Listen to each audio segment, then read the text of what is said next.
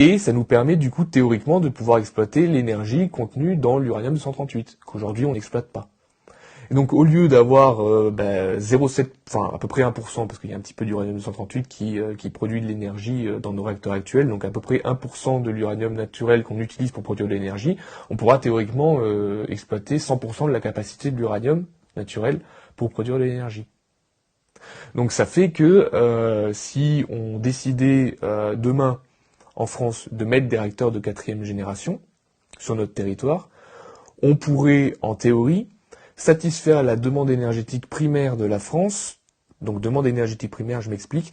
À l'intérieur, on comprend ce qu'on consomme en pétrole, en gaz, en charbon, en hydraulique, en nucléaire, en renouvelable. Donc toutes les énergies qu'on consomme. On pourrait satisfaire cette demande-là avec des réacteurs de 4e génération à hauteur de ce qu'elle a été en 2021. Donc à peu près 240 mégatep, pendant 2000 ans. Juste avec l'uranium appauvri qu'on a dans nos entrepôts en France. Les 300 000 tonnes d'uranium appauvri qui sont la conséquence de l'enrichissement du combustible qu'on a fait depuis les 40 années d'exploitation du parc nucléaire français. Donc sans même creuser, pendant 2000 ans. Mais c'est dingue.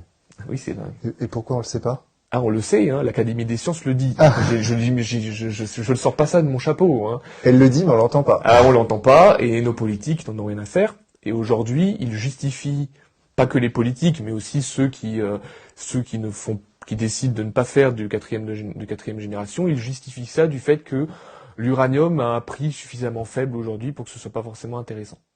Parce que c'est vrai que faire un réacteur de 4e génération, c'est une nouvelle technologie, donc ça demande beaucoup plus d'investissement, beaucoup plus de moyens, il y a beaucoup plus d'incertitudes, donc en soi ça coûterait plus cher au début.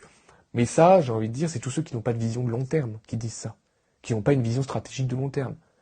Demain, si on décidait de faire des réacteurs de 4e génération, on pourrait être la nouvelle Arabie Saoudite du nucléaire.